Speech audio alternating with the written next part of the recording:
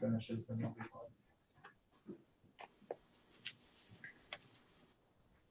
Check out how it will the Zoom screen. Okay.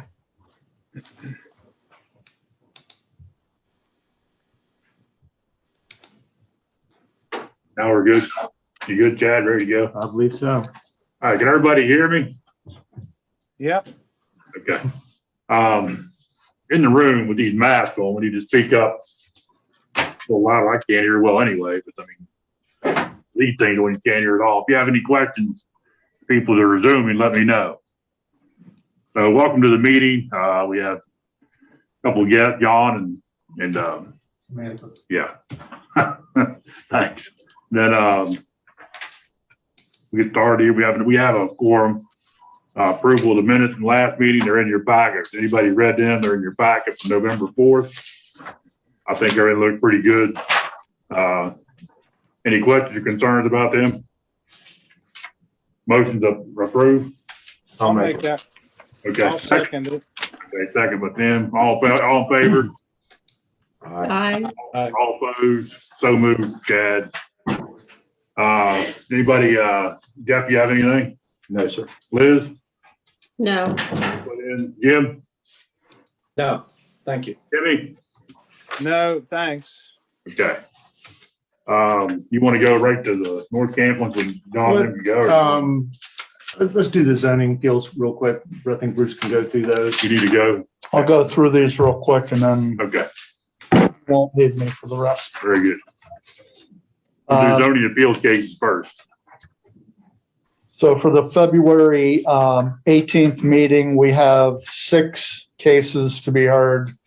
The first is for a variance, VR 809, an application submitted by Michael Massiantonio, Take a Break Development LLC for a variance to allow the construction of a residential addition porch to within 11 feet of the rear property line.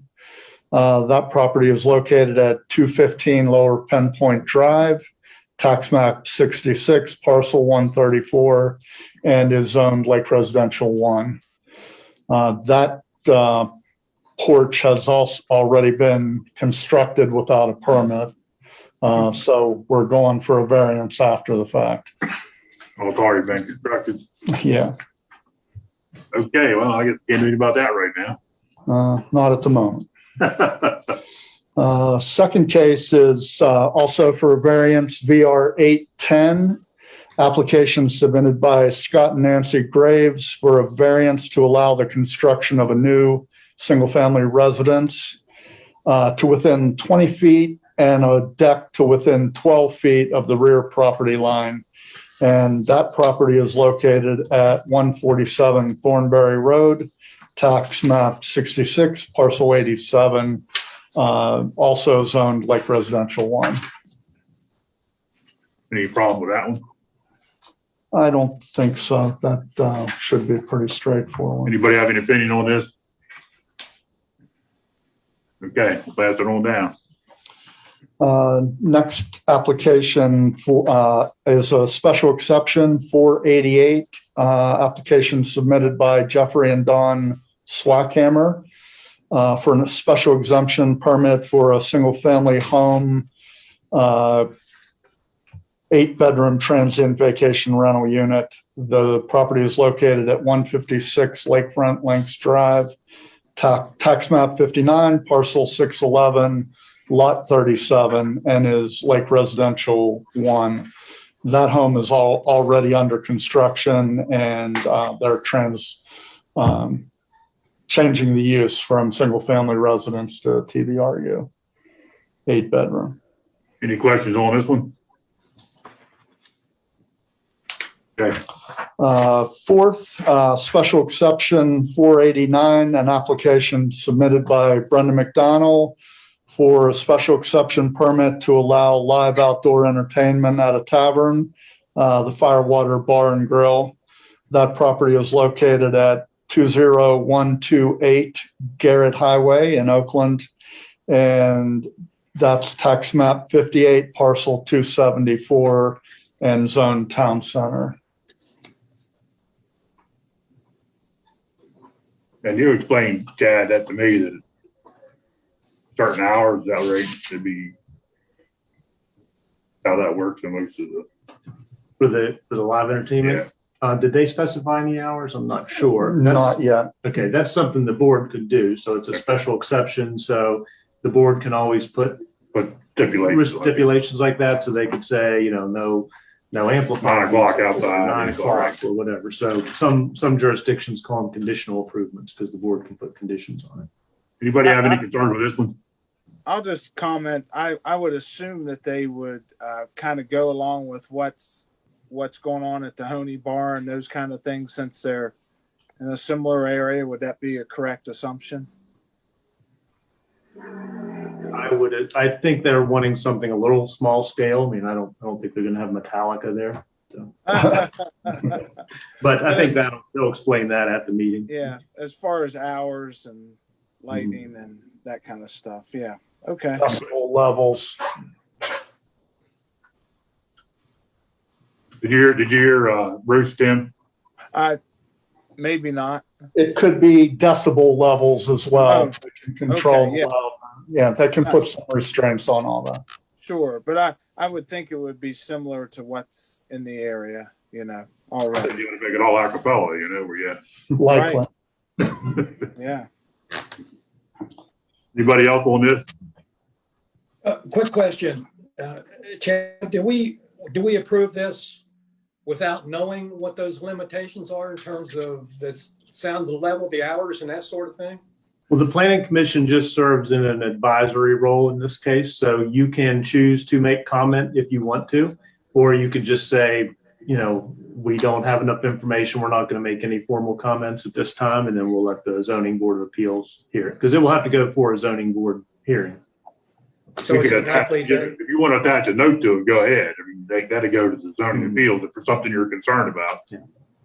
well, I think Tim brought up a good point that I would assume that it's going to be something similar to what the Honey has in terms of sound levels and hours and that sort of thing. I just wondered if, can I also assume that the zoning appeals board then will establish the hours and sound level and all that kind of stuff? That's up to them. I mean, They could may- make that a I'm condition. sorry. They could make that a condition, but that's really their decision to make. But we can surely put that in as a caveat once we send it down. You know, we can send it down to them with that, your notation there if you want. Yeah, I'd feel better if, Okay. again, I assume they're going to do that, but I'd feel better if we said something about that. That is being a concern, and we expect them to establish the sound levels and hours or whatever. I can make a notation of that at the meeting, that the planning commission requested like circumstances that are existing at the other taverns. That's in not town right, Jim. center? Yeah, I don't, maybe, Would like the ruling to show consistency with all the other businesses in the area that are like businesses. yeah, I assume that's going to happen anyway, but unless maybe I'm the only one who feels that way. I don't know. Yeah, you could I don't have add, you know, to include hours of operation, lighting, sound, decibel levels, and those kind of things. It's similar to what's at the Honey Bar and Uno's, and Right. we could Okay. add that to it. Yeah, or consistent with other similar businesses in that area or something. Okay, Okay. that's good. Thank you. Everybody okay with that? Mm-hmm. Any objection? Okay, we'll Very good. Bruce just get with Jim and figure, you know. I've got that. for everyone. Okay. So the next, number 5 on my case list is also for Brenda McDonald. Same location. It's for a variance, VR 811, submitted by Brenda McDonald for a variance to allow the enlargement of an on-premise directional sign. Again, at 20128 Garrett Highway, Oakland, the Firewater Bar and Grill, tax map 58, parcel 274, zone town center. This sign would be down closer to the new building, just as a directional sign for people coming into their parking area to note that here it is, basically. Because it is down within the complex there a bit out of sight from the roadway. Hey, I forget, we're kind of in the middle of signage now, aren't we? Do we have any established criteria yet? Or would she go by the old, or do we have new? I forget. We do have new, there were new regulations adopted, and this would be, we're looking at this according to those regulations. Okay. Do you recall what the approved sign size is? Is You're it 15? basically allowed to have one freestanding sign, and then you can have smaller directional signs on the property. They want to do a sign that is bigger than the directional signs. It's not going to be out near the road like a typical freestanding sign, which there's already one out there. So they wanted a variance to allow a little bigger sign. They have kind of a unique property where you come down off the road, and they felt that they had a reason to get a bigger directional sign there. There just wasn't a way to make that work within the ordinance as it's written now. Yeah, actually, that road was a maintenance road, so most people might still think that that's what it is. So that would help them get down to the new structure. Any other concerns about this one? Okay,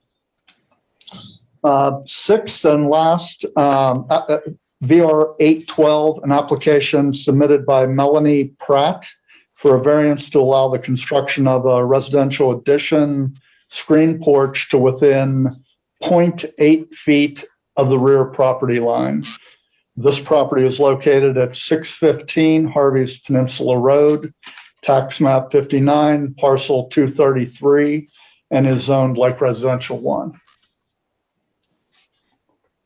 I don't know how you keep it to 0.8 feet. You know what I'm saying? I mean, Is everybody still there? Yes. Yes. Look, Okay. looks like we got somebody else come in. somebody's coming in now. Yeah. Connor. I'm here, yeah, Jeff Corner. You won't see me, but I'm here. Okay, Hi, Jeff. but Hi, Tim. I look at it like 0.8 feet. That's like you dig a hole or you right. How you over dig. I mean that's the issues I get into. But remember we had to take Keep the footer on the right side of the Right. property line. Right. we had to take 6 inches or whatever off the honey bar deck that time because we got to put the string on the wrong side. It can happen. Yes, it could happen. I don't know. They'll probably be pretty strict on this one. That's pretty 0.8 close. feet's pretty tight. Yes, yes. Okay, anybody have anyone on that one? Okay. Thank you, Bruce. Dismissed. Thank you. Y'all have a good day. All right, I want to go right to the with PRD North Camp section that way, John, and they can get out of here. They can get out. We actually have several. We have 4. Yeah, well, that's fine. Let's just go through your stuff and that way, because we got a bunch of stuff to do anyway. So let's start with North Camp first, since that's the one that has the, Yeah, so North Camp Ridge, you have another section of that's section 4. North Camp Ridge was originally preliminarily approved back in 2015. We've done several sections of this. This is a new section with, I think, 45 new lots. And so they're seeking final approval of this. It will still need to be bonded. We've had several people kind of at the last minute write some letters of concern, asked to have those read into the record. So I'm going to do that. You should all have a copy of that. I'm going to try to skim through a little bit of the intros and things with this, but try to let everybody hear what their main points were. First one was from Laura and Mark Tacroni. They're residents in North Camp. They have noticed a significant increase in traffic on North Camp Road, with section 1, 2, and 3 being built out in North Camp Ridge. All traffic has been using the 2 gated entrances that were originally developed for the North Camp subdivision with 103 lots. The gate that connects to Wisp Adventure Road and is closest to North Camp Ridge is most impacted. We strongly believe that there should be another access road and gated entrance required for the North Camp Ridge subdivision. Once the 175 lots are built out in all 5 sections, it will be more units than the North Camp subdivision. Yet the developer plans to use the existing access road, North Camp Road, and gated entrances originally developed for North Camp. Our POA has been concerned about this issue since 2016, and National Land Partners, NLP, has not addressed it. At our POA meetings, NLP representatives stated that Garrett County does not require additional road access other than North Camp Road. We are hoping you will advocate for the existing homeowners and follow your zoning ordinance. Your zoning ordinance states the following: the road system of the PRD shall be designed to prevent or minimize through traffic in residential areas and create efficient and safe connection with the existing public road system. Because the traffic impact on North Camp Road and the addition of the North Camp Ridge subdivision is significant, we believe NLP subdivision plat for Section 4 should not be approved as proposed. They ask a few questions. Has a traffic study been completed by NLP for the North Camp subdivision? Is it efficient to have the lots proposed in Section 4 and 5 enter gates in the North Camp subdivision?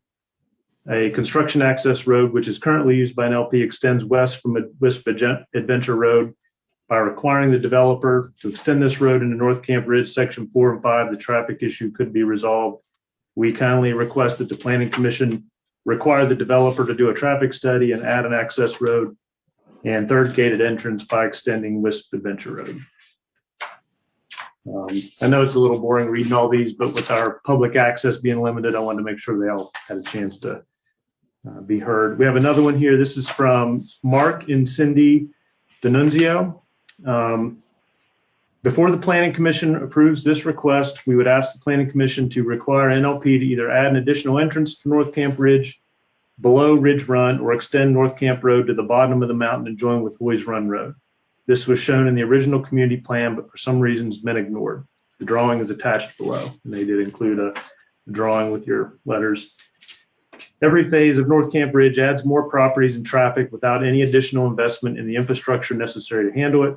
North Camp Road and the gate at Ridge Run are used as a main thoroughfare in NLP's North Camp Ridge without any consideration to the people that currently live in North Camp or Ridge Run. So much traffic now funnels through the area that people no longer feel safe walking on North Camp Road. Every year during the North Camp POA meeting, this has been brought up to NLP. They respond that they will address this problem after the next phase is complete, but this never happens. Last year, Rusty, the previous representative of NLP, was replaced. This new representative informed us at the 2020 POA meeting that Rusty was no longer working on this project, and she had no idea what he had promised us. They said that it was made clear they weren't going to help with the problem. Extending North Camp Road to the bottom of the mountain seems like the simplest solution, but even extending Wisp Adventure Road and tying into North Camp Road below Ridge Run would help.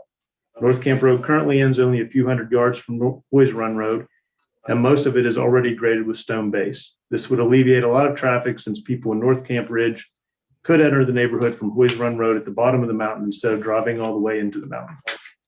This would also provide quicker access for fire or other emergency personnel. Please take our request into consideration. Requiring NLP to correct this issue before allowing them to proceed with Section 4 will improve the situation for everyone and make our community safer. There's another letter here from this one from Dane Ways, North Camp POA president. This one's a very long letter, and some of it is North Camp minutes and things like that. I'm not going to read all those minutes. You all have them, and I'll try to hit some highlights from it, but I will read the letter that he wrote. It's come to our attention that National Land Partners, NLP, has submitted plans for approval for Phase 4 of the North Camp Ridge subdivision, which is part of North Camp POA. The residents and board of North Camp POA request that the Garrett County Department of Planning and Land Management consider the following 4 issues before granting approval for Phase 4. The roadway, Wisp Adventure Road, is the first point. They're quoting Article 6, Section 8.2 of the Deep Creek zoning ordinance. It states, the road system of the PRD shall be designed as a collector and local roads to create a separation of automobile and pedestrian traffic through the coordinated design of roads, dwelling units, common open spaces, and pedestrian walkways to create efficient and safe connection with the existing public road system. This property is not actually in the Deep Creek watershed, so there are similar requirements in the subdivision ordinance, but I just point out that this is not not applicable in this area because it's not in the Deep Creek watershed area. Currently, the paved North Camp roadways are disconnected from the nearest public roadway by an unpaved portion of Wisp Adventure Way. The developer's former representative, Rusty Simmons, repeatedly assured the owners of North Camp that the connector roadway would be paved with a hard surface macadam to connect Wisp Mountain Road with the roadways of North Camp. However, that representative is no longer an employee of the developer, and current management has attempted to avoid any discussion of responsibility for the paving of that roadway. Developer does not own all of the roadway, but does have legal egress rights over it, as well as the right to improve the roadway surface. A very complex agreement was created when the Chapter 11 bankruptcy of the original developer, DC Development LLC, resulted in liquidation of its holdings. That agreement is filed in the land records of Garrett County. The landowner of the connector road, JSB LLC, has indicated a willingness to share the cost of final grading and paving for the section of the Wisp Adventure Way that is not paved. However, we understand NLP has told member John Bell that he needs to collect contributions from the North Camp Property Owners Association or individual lot owners in North Camp if he is unwilling or unable to pave it at the expense of JSJB. It certainly seems that NLP of Maryland is not acting or working in a cooperative manner with regard to paving and grading costs. We respectfully request Planning Commission to condition any further approvals for North Camp Ridge, or Whitewater Village home sites upon a written agreement for the paving of the connecting roadway, Wisp Adventure Way. That written agreement will likely assign a percentage responsibility to the PRD developer, NLP, and to other developer, JSJB LLC, to be negotiated among the parties. However, no further subdivision approvals for either location should be granted without that written agreement being in place. Second point of roadways, they're asking for a creation of a third gated entrance to serve North Camp Ridge. Again, they're quoting the Deep Creek Watershed zoning ordinance that states the road system of the PRD shall be designed to prevent or minimize through traffic in residential areas. They're referring to a map that they said one of the entrances for North Camp is experiencing the bulk of the additional traffic created by the addition of North Camp Ridge. NLP decided to proceed with annexing additional land to the North Camp subdivision just prior to the timeframe expiration period, and that expansion will result in the vehicular traffic of an additional 170 lots driving through the gate and past the homes near that gate on North Camp Road. We respectfully request that NLP be required to explore all engineering options to create a third entrance for their expanded North Camp Ridge developments. There is currently a roughed-in road used by construction vehicles and modular homes that could potentially be converted to a new entrance, and that option should be explored to relieve some of the traffic burden on the existing entrance.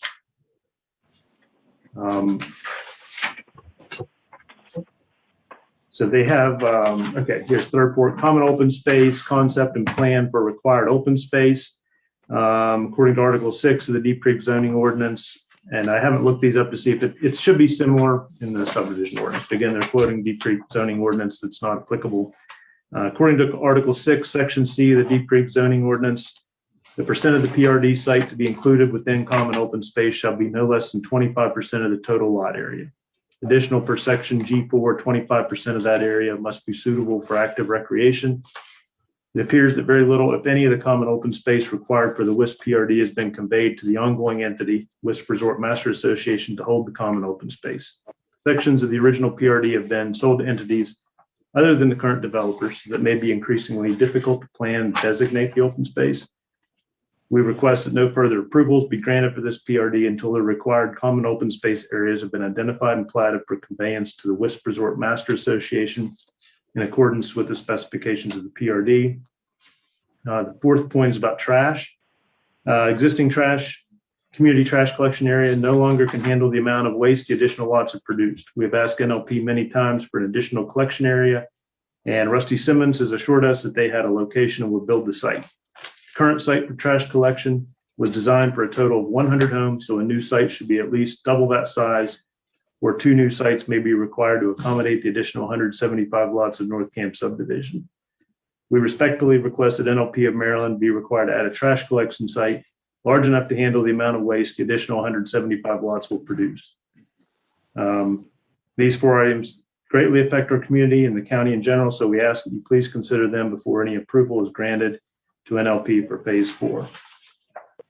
And the final one was an email from Bill and Ann Behrens. They're also North Camp residents. We're writing to you regarding our concerns over potential increased traffic volume and road access in our community of North Camp. We own a home at the intersection of Upper Camp Road and North Camp Road. We are in a unique position to view traffic as drivers from Wisp Adventure Road enter the community gate on North Camp Road, and as traffic on Upper Camp from the other gate on Lower Camp merges with North Camp Road traffic. We finished building our weekend home in 2017, and since that time have noticed a steady increase in vehicular traffic.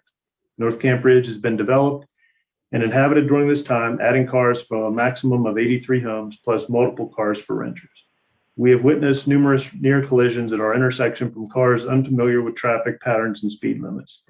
We have watched the headlights and emergency lights from emergency responders as they traverse the winding roads at night.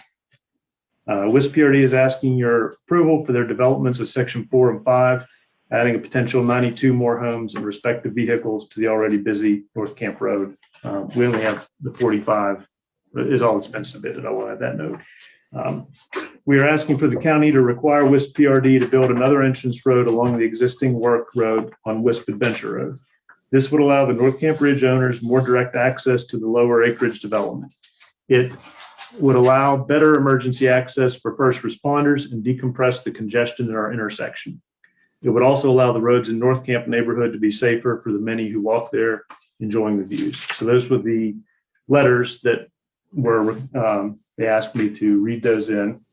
John Sanders is here from Highland. He also submitted a letter. I don't know if John, if you would like to read your letter, or if you would like to just explain. I would add a couple notes. You know, all this came in somewhat at the last, very close to the meeting, so I haven't had a time to do a lot of research. You know, the Wisp PRD has been going on since 2005.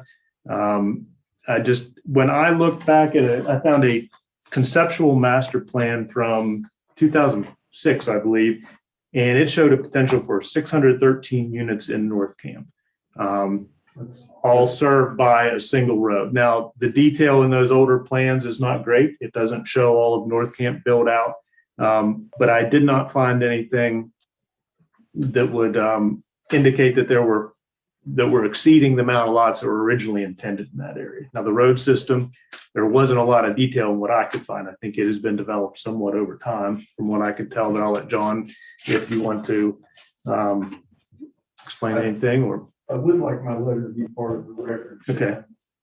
If you would like me to read it, I will. I mean, If you don't mind. okay. Unless you want to read it. No. Okay. Let me get a drink. Done quite a good job, Chad. I figure most people listening are asleep by now. I was trying to see if Liz was asleep there yet. I was starting to nod off a couple times. Okay, so John Sanders, Highland Engineering and Surveying. They are the engineering and surveying company that's been working on North Camp Ridge through different sections. Dear Planning Commission members, today NLP of Maryland comes before the Planning Commission with a request for final approval of Section 4 of North Camp Ridge. In 2015, NLP was granted preliminary approval to develop 175 single-family home building lots in an area called North Camp Ridge, and later called the North Camp Ridge section of North Camp subdivision of Wisp Resort PRD. Since 2015, NLP has made requests for and been granted final approvals to develop 82 of the 175 lots. Each of the requests followed the development blueprint of the preliminary approval. Today's request to develop the next 45 single-family home lots also follows the development blueprint of the preliminary approval. All necessary permitting and approvals have been granted for the construction of infrastructure to support the 45 lots. A considerable amount of infrastructure and a significant financial investment has already been constructed, including a 1.6-mile sewer connection to Fantasy Valley, the sewer connection to North Camp, which will allow North Camp to abandon the sewer lift station at Rocky Camp Road, and a replacement sewer lift station. It has been suggested by commenters that in order to be granted the approval requested today, NLP plan, design, permit, and construct a new entrance to North Camp Ridge from Wisp Adventure Road. During the preliminary reviews and approval process, Rosa review was a key element, the culmination of which was a finding of fact that phases 3D to 3G North Camp Ridge demonstrates adequate provisions for roads. I think a consideration to this finding was that there will be a maximum of 304 residential units in all of North Camp, comprised as follows: 101 in North Camp proper, 23 in Ridge Run, and 175 in North Camp Ridge. Original planning documents called for 613. However, due to the lack of ownership and topographic constraints, no further units or lots can be developed. At this point in the development process, with so much construction investment having been made, significant hardship would be imposed upon NLP if the suggestions of the commenters are followed. Financial forecasts and commitments for North Camp Ridge were made based on the preliminary approval. It is critical the preliminary approval blueprint be followed for the remaining North Camp Ridge development. Please approve today's NLP request. Thank you for the opportunity to offer my support. From John Sanders. Really not a lot I can add to that. The approval of the preliminary plat really established the framework for this project, and we just have followed it. The section follows it. There'll be one more section going forward, but then that'll be the end of all the development in North Camp. Anybody in the group have any comments while we're hear what John said? I would just like, this is Jeff Connor speaking, just make a point. So this is not in the Deep Creek Lake watershed. So whatever our decision will not be passed on to the that zoning board, correct, Chad? No, so the PRD requirements are pretty similar. So when I point that out in the letters, the PRD requirements are listed in both the subdivision ordinance and the zoning ordinance. So this WISP PRD, it straddles the line. So part of it is under the WISP zoning ordinance. Part of it is just subject to the subdivision ordinance. The restrictions or the requirements for the PRD are in both, but this is not something that the zoning board of appeals hears. This is just a, road infrastructure, subdivision, lot size, things like that for a normal subdivision that we're looking at. Was there, Okay, so whatever decision we make today stays with the planning committee then? Yes, what you have before you is the North Camp Ridge Section 4, 45 more lots. You have all approved the first 3 sections of that. The roads have been built. We've followed through the process with those. Now we have some certain concerns from neighboring North Camp, because you do drive through part of North Camp to get here. So those several residents, again, have made some concerns public. So it's now your decision whether we want to, or whether you want to approve this Section 4 plat. Hey, Chad, Jim, the 45 lots, do the math for me. Potentially how many additional lots could there be after the 45? I think there's 47. Be correct. There could be an additional 47 after this 45? Yeah, so I believe that they're, The grand total will be 174 rather than 175, but we have approval for 175. So on one of the record plats, there is a little chart there, table of dwelling units for PRD. That appears on all PRD plats. You can kind of see a summary of the lots that have been approved in the different sections. So I think there were 101 already in North Camp, 28 in North Camp, Ridge Run. There have already been 82, I believe, in North Camp Ridge. Now here's 45 for this one, and then 47 that would still be left for future development. well, my question is, one is the timeline of why these complaints came today or now. I mean, I know we just had a meeting, but usually if this was an issue, you would have thought it would have reared its head by now. I'm just making that observation. I'm not saying one way or another. And I do want to be clear, several of these people emailed me, and I relayed to them that, with COVID, there are restrictions about people coming, and I recommend that. I said, if you want to make any comment, I will definitely read it in if you want to submit something. So we are a little bit limited in having a normal meeting where people can show up and voice their concerns. But most of the comments did come just recently. I forwarded them to everybody as I got them. It was a little hard for me. I didn't have a lot of time to do a lot of research on it and look into all the road issues. But it was the first I was really aware of. It was just in the Right, and that's what that. So I guess we're looking at it from. The other thing is there was there any ever since all that was in a mishmash at one time, you know, I mean, was there ever any county intervention in that, or was there ever any plan with the county to extend anything, or was that just washed away? There was a plan for the county to build a road, West Adventure Road, but that was abandoned probably 2015, 2014. But when the county sold the, whatever rented they had up, that kind of went away, or is it still in the works, or is it? Jim, Jim, I guess I need to ask you that question. you might remember better that plan was dropped, would that be a county road? And just a comment about the traffic, you know, I think a lot of the traffic people are seeing right now is construction related. Right. You know, I think there are probably a dozen homes under construction between North. Oh, yeah, when I was up here today, it looked like there was a bunch of places. So if you just count up all those worker bees that are building those homes, that's a pretty substantial. That'll go away.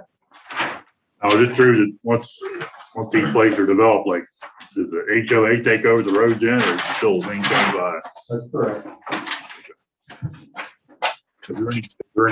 Has there been any friction between the developer and the HOAs as far as the transition of the road to them?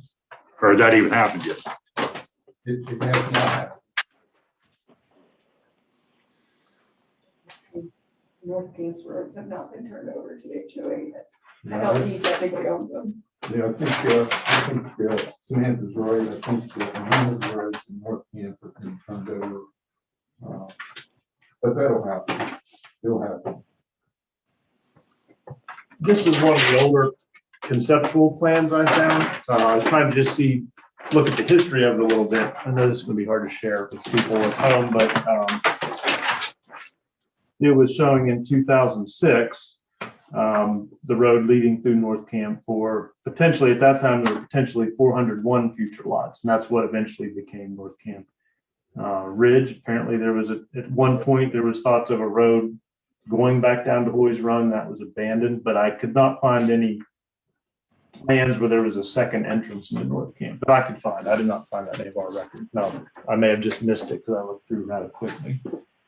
Yeah, I think at the moment there are actually 3 entrances to North Camp.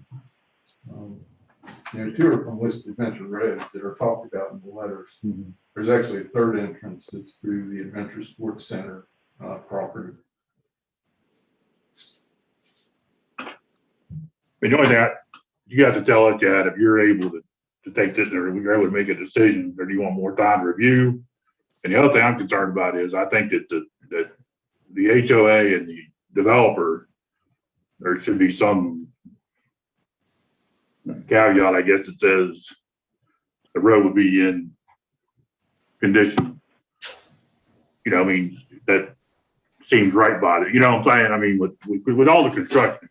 Yeah, I know you have a construction entrance, but with everything that's going on, I mean, there's wear and tear, you know, that happens. I mean, is there any way to come to some type of agreement where the roads are put back, you know, the way they were when the people first bought it Yeah. before it developed on out. I don't know. I'm just playing devil's advocate because I don't know.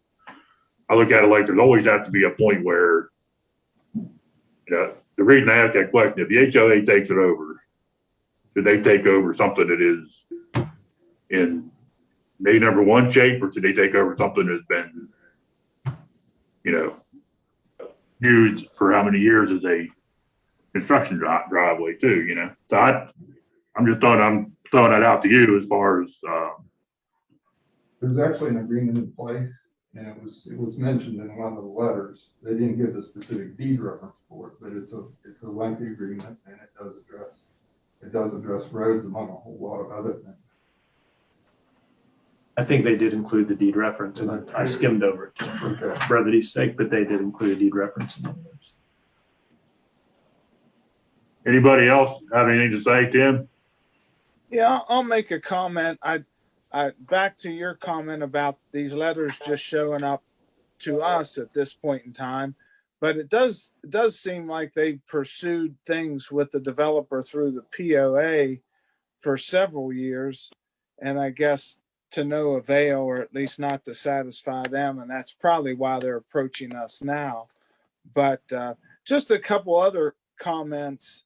And it sounds like from what John says and Chad says, there's really nothing in the original subdivision that really addresses any of their concerns. But I was just wondering, I think Chad probably needs more time to review all this, but is there anything, Chad, in the PRD requirements or regulations that would address any of their concerns outside of the original subdivision plat that you had there and things like that? Well, internally, as far as this section is concerned, there's really no issues with, my review is fine. We've been continuing along. This is another section that complies just as the other sections have. In terms of access, and I wasn't meaning to imply, I wasn't attempting to say anything negative about this thing showing up at the last minute or anything. I just meant I have not had a lot of time to review it. Right. I was somewhat I think apologizing. everybody, that's right. You Yeah. give them 2 days before the meeting and you're kind of, Yeah, and part the of only that thing is, I'm asking is a courtesy. Do you need more time to look into anything, or is there anything to look into? That's my next question. well, in terms of this plat, there's not anything for me to look into in that sense. In a bigger picture, this was the original design for the road that was approved back in 2015, I believe, was preliminary approval. Nothing has changed that I'm aware of from that original tentative approval the Planning Commission granted for the developments of these lots. Now, But what has changed is that 12 houses being built at one time, which was something that probably wasn't thought about, when we were, because it's going to be a slower pace. What you have now is a much more aggressive building process up there than what I think a lot of people were planning on. If it goes 1 house or 2 houses every year, Exactly. you're probably not hearing the same, but now if there's 12 or 13 or 14, how many have been built up there in 2 years? All you have to do is look at the building permits that have been issued over the last 12 months compared to the previous 3 years. and Right. You get a sense of what's happening construction-wise. One thing that has changed is the county, the original thought of extending that road all the way to Hoyes is not happening now. That, so we do have a short section of road that, the maintenance is somewhat up in the air, I believe. So that has changed a little bit. But in my brief look through it, I didn't find anything that really ever said that there was a plan to design access for North Camp Ridge any differently than it has been shown on these plans. I guess my concern is do we have any jurisdiction over what happened between the HOA and the I don't think there's any way we could say fix the road or, I don't think that. I hate to see that the personalities play a huge role in these relationships.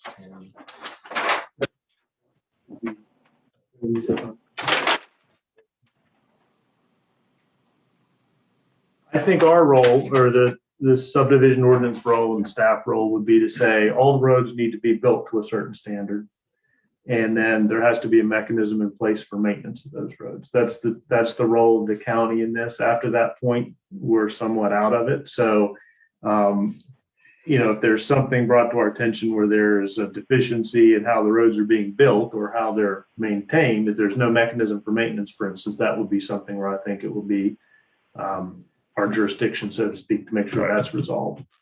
Some of the other issues, trash and things, I'm not familiar with anything that would be our. Like that, We would be. as far as us getting in the middle of putting another entrance in, I don't think that's something that we can require because they have met the requirements of the subdivision when it starts. Yeah, I'm not aware of any requirement for a secondary. So the only thing I'm looking at is if we could put something on this approval that says, something about the maintenance of the road, or I don't even know if that's possible. I don't know how you would, because this development's going on since what, 2005 or something like that? That's right. Somewhere around there. So you're talking about over time, it's no different than Blakesley or any other developments that have been there for that long that aren't completely built out. You know, what I mean, so there's gonna be issues. That's why the HOA takes, or the property owner association, that facility takes over the roads. Yeah. So you can have a maintenance contract. I don't know if it's developers. I mean, how long does the developer gotta have to maintain the condition of the road? I don't know that. I don't know the answer to that question. Most developments have covenants and declarations that the lots are subject to, and there's normally language within them that relates to that, and it's normally once a certain percentage of lots are sold and this and that, then it changes hands from the developer over to an actual resident homeowners association, and the exact details of how many lots and exactly when it, I don't know what those details are, but I do know that those definitely are addressed within the covenants and bylaws and stuff for North Camp and North Camp Ridge subdivisions. That all, as when you purchase the lot, you are signing on is subject to all of that. And that The gets, other thing I see is if, I mean, I sympathize with the people at North Camp. They're the first ones in there, right? And then say now at North Camp Ridge, you got two other developments in behind that same development, same area. You know, I guess if I was looking at it, it should have been all called North Camp. And, you know, but now what they're saying is, okay, another development is coming through our development. Just to be capped, the North Camp got developed quicker. Here's know. the thing- Here's the thing, Tony, that was all envisioned in the original plan. To be, it was all North Camp, and it's happened in 3 sections. Right. And so it should be no surprise to the folks that bought lots in the first section, because the plats show future development area beyond their project. And all the planning documents show this area as a future development part component of North Camp. So, you know, that really shouldn't be a big surprise. Brad, I guess I'm looking at it from the standpoint that, yes, we have letters from people that are upset about a certain situation, but what I'm getting that back to is where we're not a police department or a policing agency in a sense. Unless there's something that we can say that you gotta build another entrance, then, or we gotta do this, then what can we do? I mean, there's, you know, I mean, I understand their concerns. I've read all the letters and, you know, I mean, they followed the rules as far as the county's concerned, right? I mean, they haven't broken any as rules. far as I anywhere. understand, yeah. So I guess the group that's there, what are your feelings? I mean, this thing's got to go up for approval. I mean, I don't even know if there's any way you could you could attach anything to it. I mean, technically, am I right, Chad, in saying that? I mean, Well, you know, I think you can approve it. You could approve it with the contingency that something be resolved, or you could table it. You know, you all have different options just for any subdivision. Right. You know, it depends on whether you think you have enough information to approve it, or you have sufficient any reason. opinion on this? Well, Jim? hey, Chad, just a quick question. For this 45 lot development, we have prescribed standards that the roads have to be built to, don't we? Yeah, we, staff from engineering and we go out and look at all the roads. So we've looked at everything up to this point. Typically, the engineer like John will submit me a cost estimate of how much it's going to cost for the roads, and they still would have to do that before we'd allow them to record this. They'd submit bonds covering the cost of it, and then we go out and inspect all that. So all of these internal roads have been looked at, and up to this point have all been inspected. And I think most of the bonds have been released, or maybe a couple there, but everything has either been built or has been bonded to be built. So once that's done though,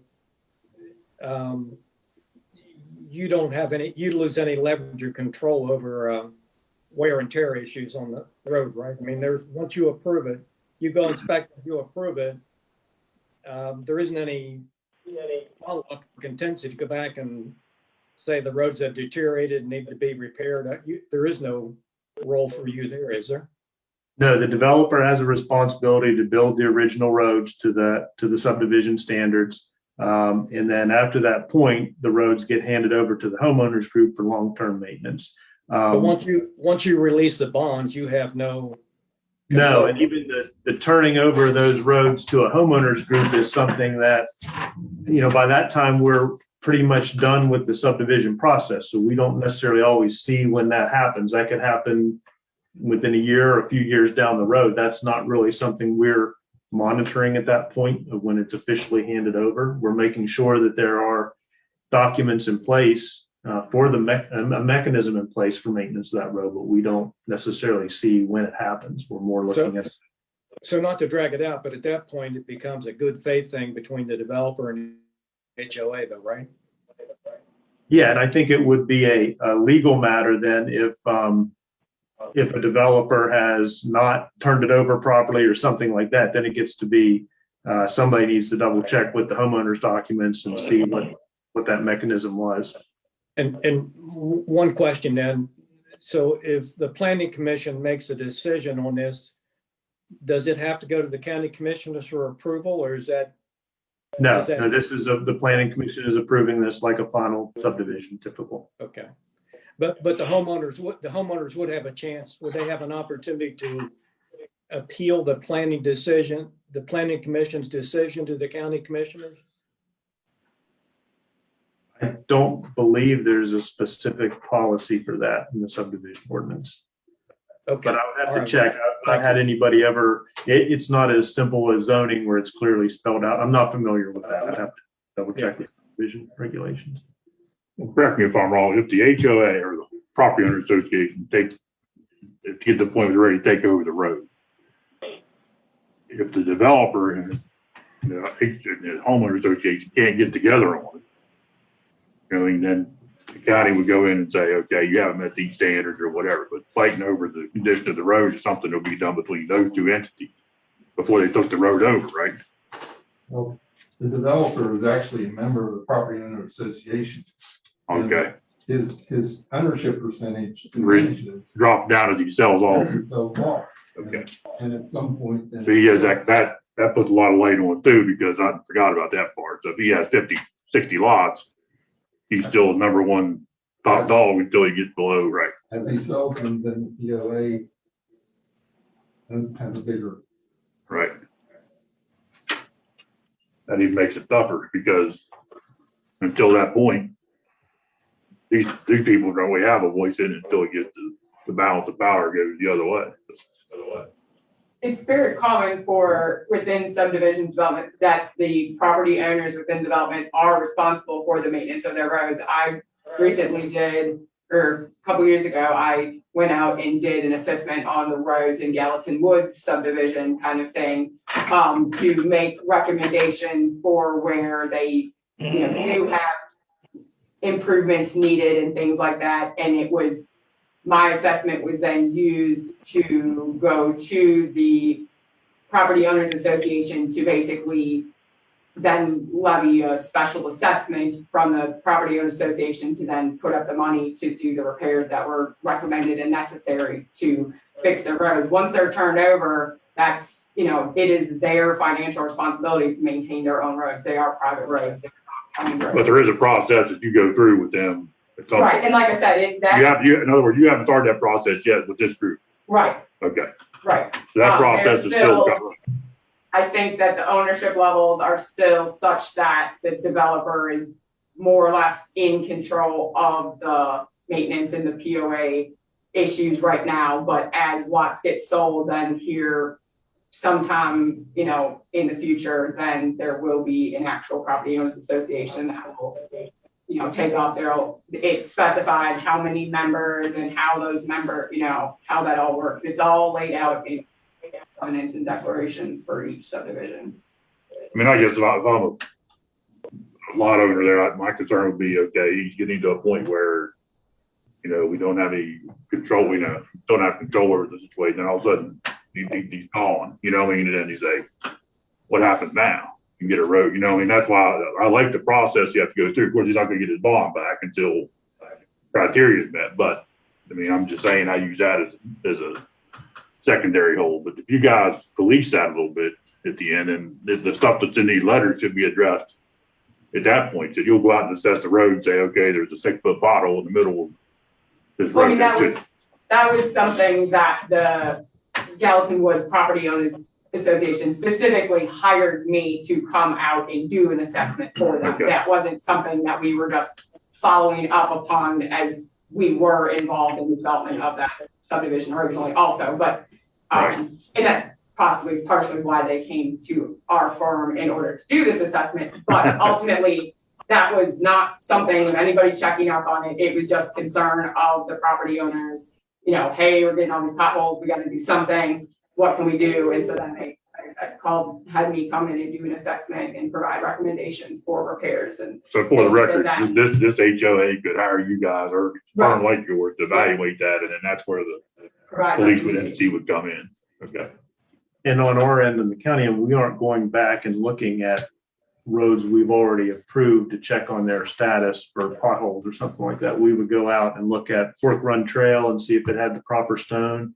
And then once that's done, we go out when it's done and look at the proper pavement. And then we basically sign off and say this road was built to the standards. We don't do further subdivisions like a year later to check on them or anything like that.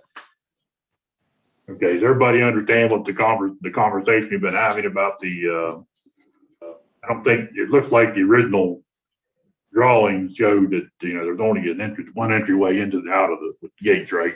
That was always planned that way. Well, there are actually three.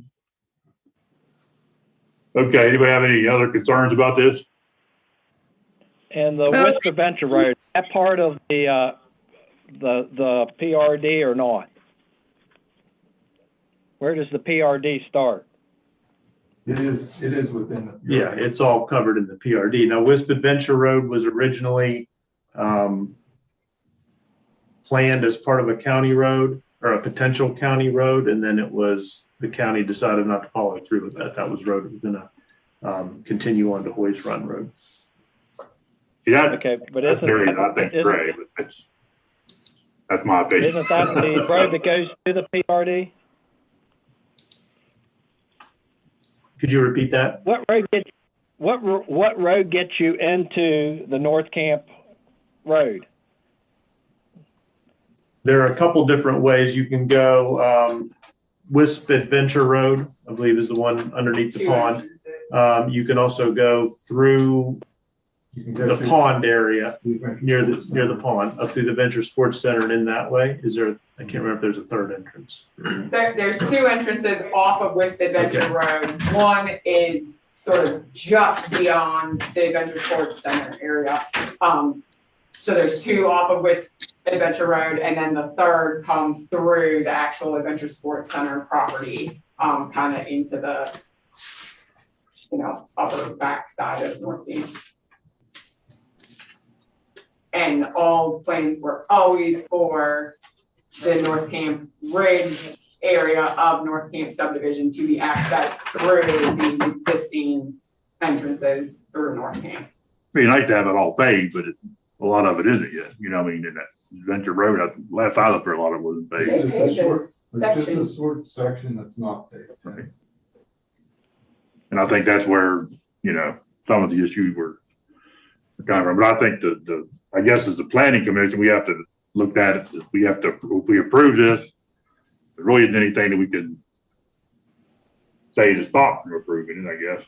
Unless, you know, it's something, you know, need more time for something, but if it's all there, I guess the next thing is, and I can't see any caveat to put on top of it that, I mean, I'm talking on my side of it. If somebody knows something, I mean, I like the idea that if somebody wants to come to the Highland Engineer, whoever, and then that's how you evaluate the road conditions.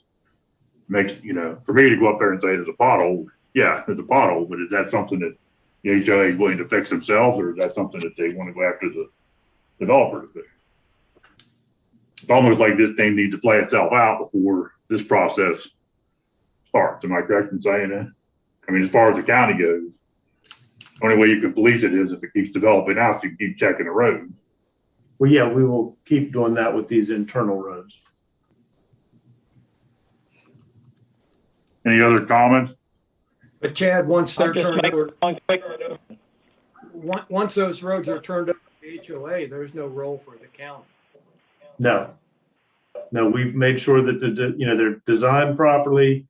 built properly, and then the county attorney looks at homeowners' documents, make sure there's a mechanism for maintenance, but that's the end of our role. And I assume these 45 lots already have dedicated sewer and water taps, is that right? That's part of the infrastructure that will be bonded. Okay. Yeah, the road bond that I have usually has the sewer and other infrastructure in it with as well, and then I check with public utilities, make sure that all the public's installed for the. My question was more of one, that there's adequate capacity, water and sewer to support these additional 45 lots, right?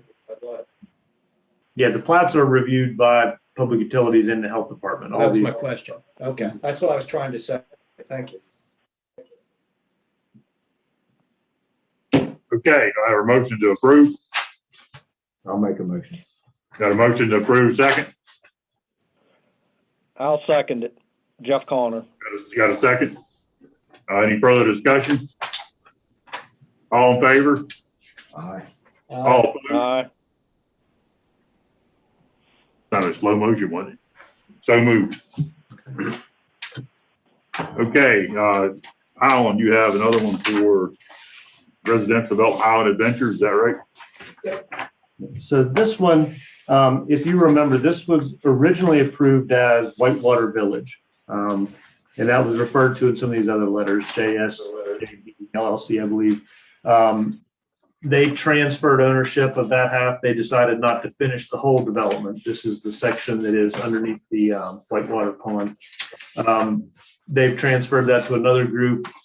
Everbright Pacific is the single legal entity in charge of all this. So they've submitted a letter saying they approved them finishing that up. So now they've revised the tentative plan. The original tentative plan, I think, had a internal road that they were going to build. Now they've changed that a little bit. They have entrances off of West Mountain Road, County Road. So we have a revised tentative plan with the new layout, and then one single lot, lot 2 for final and record plat. This is one small clarification. A few of the lots will have their entrances off of West Adventure Road also. Yeah. There'll be 2 entrances on West Mountain Road and 4 entrances on West Adventure Road. Yeah, and the lot we're looking at actually does come off West Adventure Road. Any concerns about this one, folks? Motion, I'll make it. a motion, second? Here, a second. I was thinking he Jeff motion. seconded. No, I tried to, but can't do that. Second?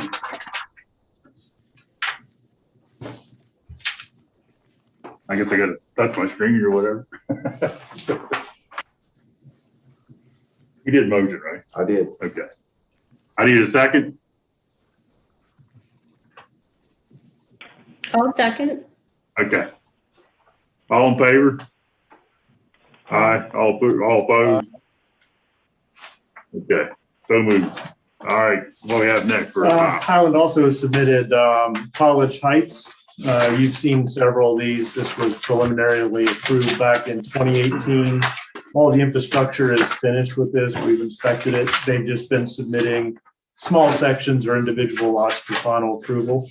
So this is section 4, and this is just lot 1. Final approval.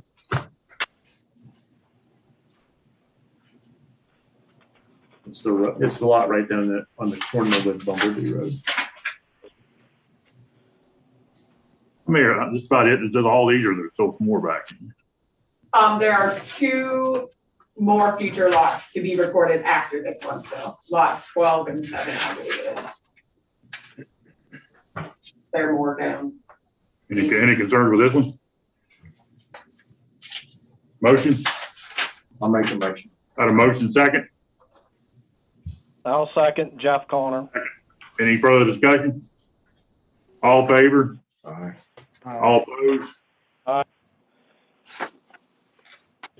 That's gonna be opposed. I think it was a late eye.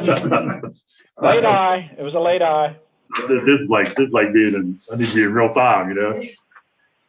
The only other plat for highlight I put on there was Waterfront Greens, Phase 2, Section 8, lots 58 and 61. This one already has final approval. This was kind of approved under the old standards, so I just need Tony's signature on a record plat. It's a little different procedure, so no formal approval was needed for that one. Got everything in? Thank you. That's all. Thank you, folks. Thank you very much. Stay safe. All right, Dad, what we have next? Okay, we have North Shore West subdivision. So if you see that plat, there is a revised preliminary plat showing the whole thing, and then a final plat for lot 18 and 20. When lot 16 was approved, I don't know if everybody remembers this. This one has gone on for some time. We started doing preliminary plats all the way back in 2011. In 2017, lot 16 was approved. What's shown as a 30-foot right-of-way on there, that was added as a driveway, a supplemental driveway easement to a couple of these lots. So when we approved lot 16, it was a contingency that if they wanted any other lots to use that driveway access, it had to be approved as a road. So that's what they've done. They've submitted road plans. They've now turned this, what was just a driveway easement, into an actual road, Walnut Lane, with a 30-foot right-of-way and a hammerhead. So they revised the preliminary plan to show that, and then have submitted final plat for these 3 lots. All the other lots were just lots that just had a driveway right off the road. So this was the first time we've ever actually had any infrastructure. So they will have to submit, either build that or submit a bond before I can release the record. Any concerns about this one? No. Motion to approve? Get it? Second? I'll second. Okay. Any further discussion? All in favor? Aye. Aye.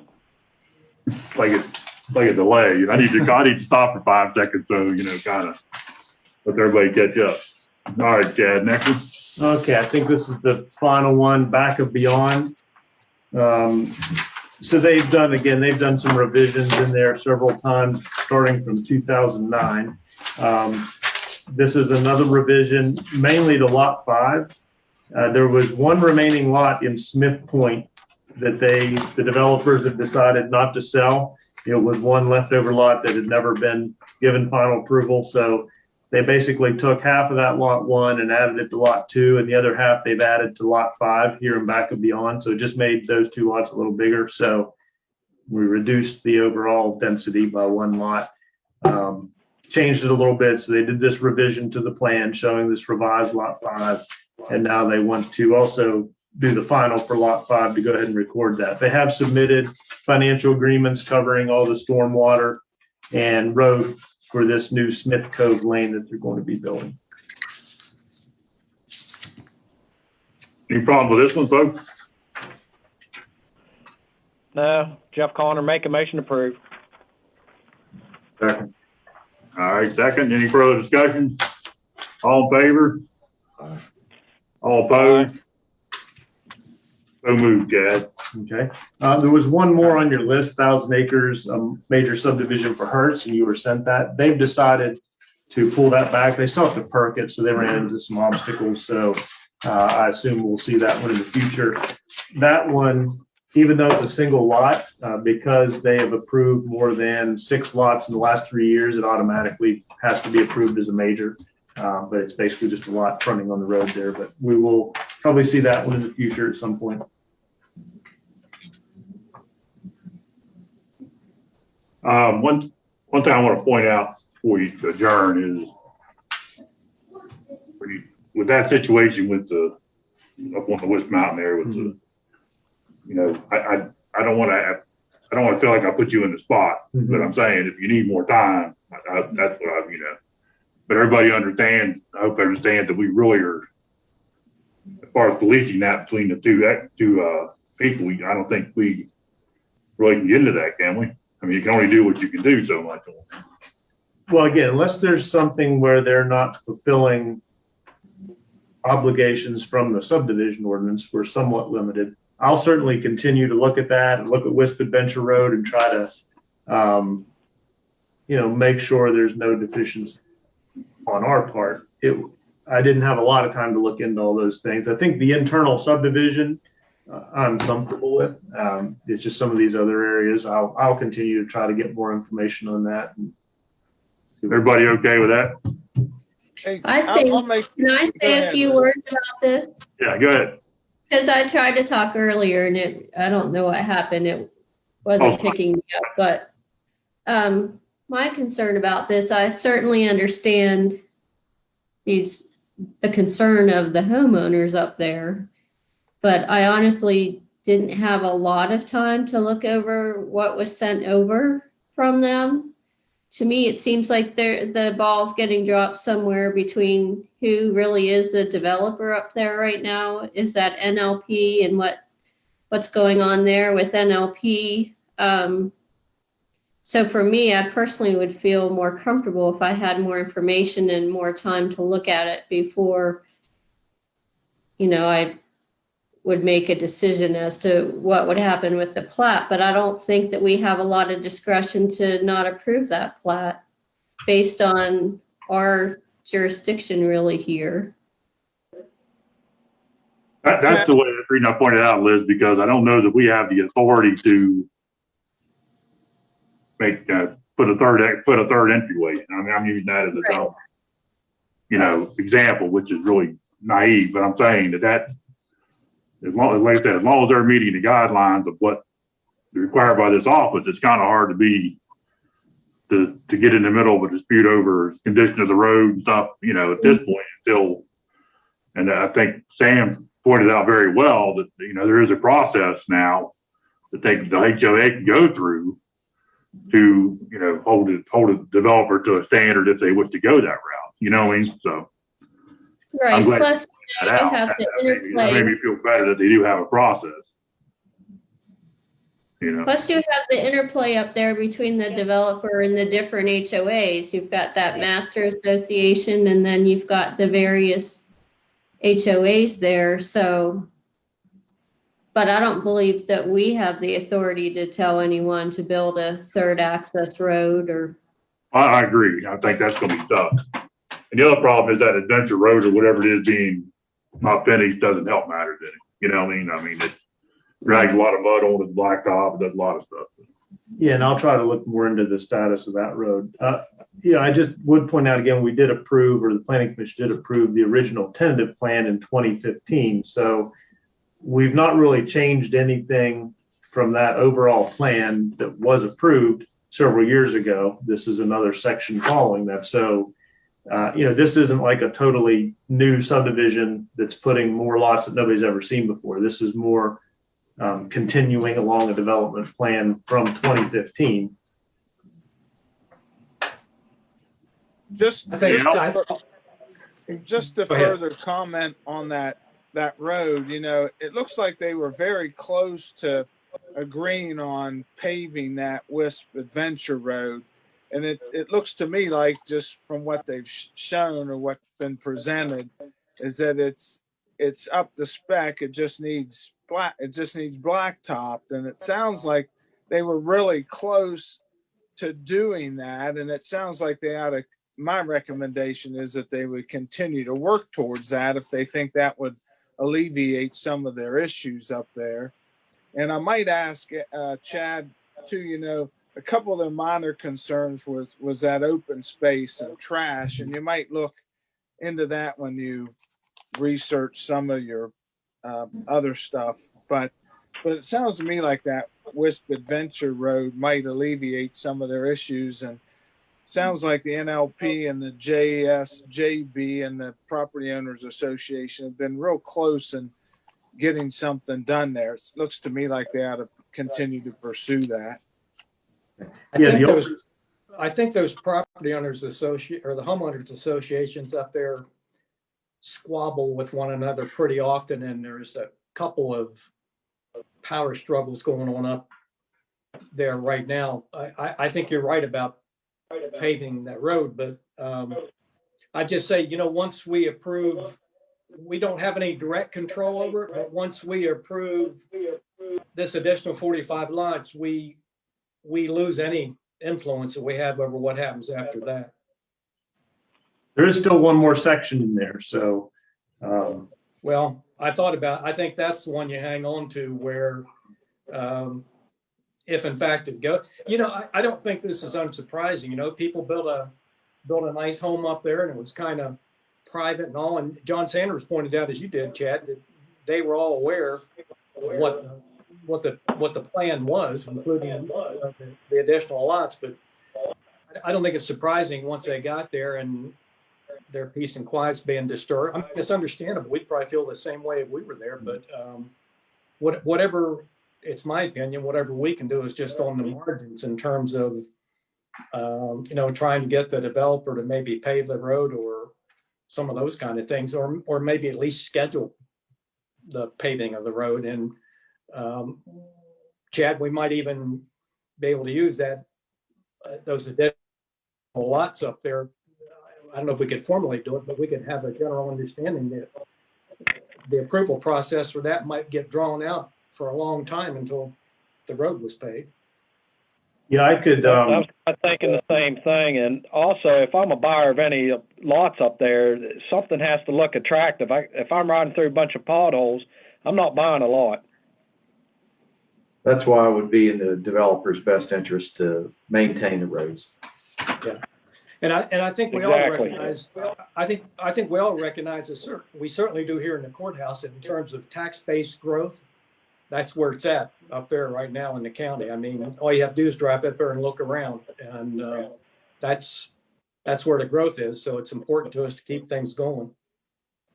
yeah, they did mention that section of Wisp Adventure Road. That is something I can certainly try to question a little bit about responsibilities for maintenance of that, because some of the original subdivisions, like when North Camp was submitted, I believe that was still in the review stage that may potentially be a county road. And then that was changed. So there was somewhat of a change to that Wisp Adventure Road, that short section. I'm not really sure of the status of that. So that is something that I can pursue and try to resolve the construction and future maintenance of that. Okay, any other concerns? In regards to open space too, as well, somebody else brought that up to me recently. 25%, I believe, of the overall development. So we're looking at 2,000 some acres of this overall development will need to be in open space. That was much easier to monitor when we only had one development entity. Now we certainly have several different players involved. So I'll try to make a note too, to maybe just get with Highland and maybe send a little memo out to say, we need to make sure we're still keeping an eye on that. What we wouldn't want to happen in several years, them keep developing and then find out, well, we didn't manage the open space along the way. But you are looking at the overall acreage. So each specific subdivision doesn't necessarily have to have 25%, but we do have to monitor that this overall PRD will have that open space. And Chad, I thought NLP was gone. I thought they were done. Are they? So they're still here and they're still doing this development? I haven't heard anything official yet. Okay. I don't think they've made that decision as to whether or not they're going to finish what they have left or going to sell it to a developer. Yeah, I thank you, Liz. I had heard they were selling to a developer. So that's why I was a little confused there. Thank you. Yeah, I've not received any official notification that they weren't involved or anything like that. So I don't really know. Okay. Thank you. Anything else, Chad? Yeah. Let's go. Okay. Meeting's adjourned. Next meeting will be next March. Right? All right. Thanks, everybody. All right. Thank you. See ya. Thank you. Thanks. Good day. Bye.